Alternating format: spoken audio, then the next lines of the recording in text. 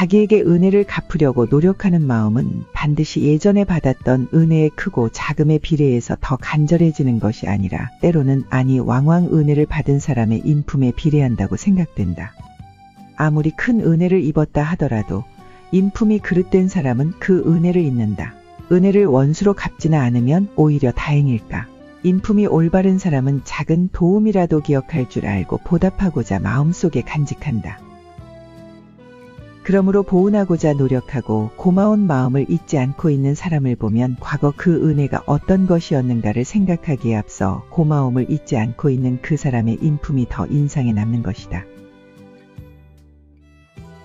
오늘 TV에서 집게벌레의 생태에 관한 프로를 보았다. 좁쌀 크기의 알을 낳아 곰팡이의 해를 입지 않도록 한 알 한 알 정성껏 침을 발라 땅속에 차곡차곡 쌓아놓는다. 알들이 부화하기 시작하면 알에서 새끼들이 쉽게 나올 수 있도록 껍질을 찢어주기도 하며 열심히 거들어준다. 겨울이 부화기이기 때문에 새끼벌레들은 땅 위로 나와도 먹을 것이 없다. 어미벌레는 자기 몸을 한겨울 동안 새끼들이 먹을 수 있는 영양분으로 제공하고 죽는다. 자연의 섭리에 따라 본능적으로 생활해가는 미물에 관한 이야기지만 희생이라는 두 글자가 한참 머릿속을 맴돌게 했던 장면들이었다.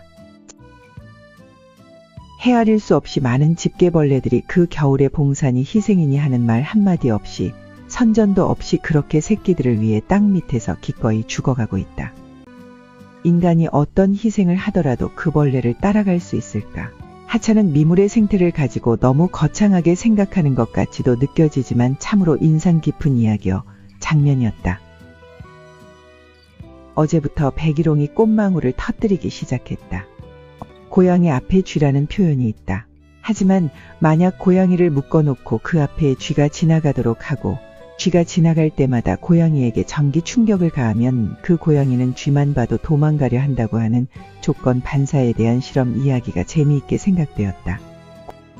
인간 사회에서도 우리 인간들의 많은 행동이 조건 반사에서 기인되는 것이 아닌가 하는 생각이 든다. 자기를 괴롭혔던 사람을 만나면 우선 그 옆에 같이 있기도 싫어지고 또 괴롭힘을 당하지 않을까 하는 피해의식 때문에 대화도 제대로 되기가 어렵다. 그동안의 경험을 통해 자기에게 성실하고 정직한 사람으로 인식된 부하 직원에게는 자꾸 일을 맡기고 싶어질 것이다. 이것이 소위 이미지라는 것이다. 언행을 바로 잡으려면 우선 마음이 바로 잡혀야 한다. 상한 음식을 먹으면 탈이 나고 나쁜 음식을 먹으면 건강할 수 없듯이 생각을 함부로 하고 마음속에 솟아나는 생각들, 자리 잡아가는 생각들을 잘 다스리지 않으면 결국 그것은 언행으로 나타나고 만다. 생각이란 사람 눈에 보이지 않기 때문에 감출 수 있다고 생각할 수도 있겠지만 언행은 생각의 정확한 반사경일 뿐이다.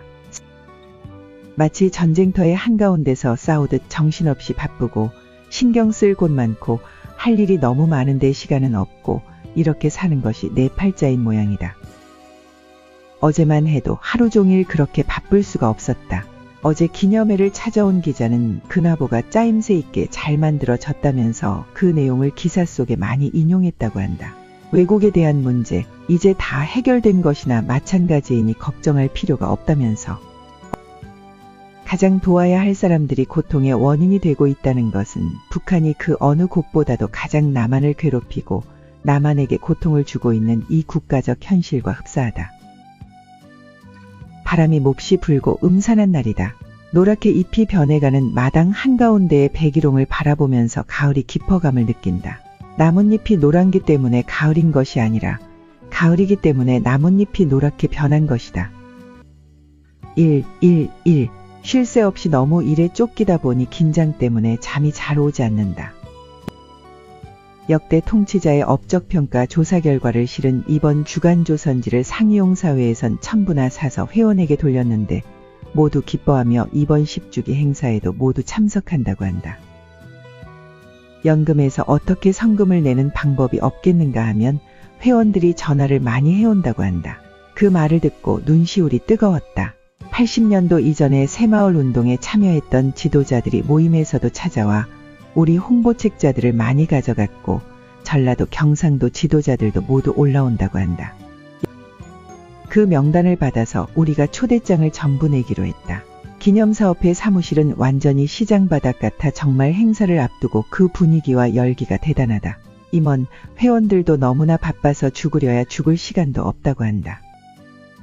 한쪽에선 근하보 발송하기에 바쁘고 하늘나라에서 아버지, 어머니께서 이것을 다 보고 계시는지 알고 계시는지 영혼이 계신다면 흐뭇해하시겠지. 어제도 잠이 잘 안 와서 애먹었다. 긴장의 연속 속에서 자려 해도 신경이 풀어지지 않는 느낌이다. 아침에는 비교적 맑은 정신임에도 불구하고 글이 씌어있는 서류는 들여다만 봐도 머리가 아플 지경이 되었다. 신경을 좀 누그러뜨리려고 아침 나절은 쉬었다. 10주기. 이 날을 잘 맞기 위해 나는 지난 1년여를 뛴 것이나 마찬가지였다.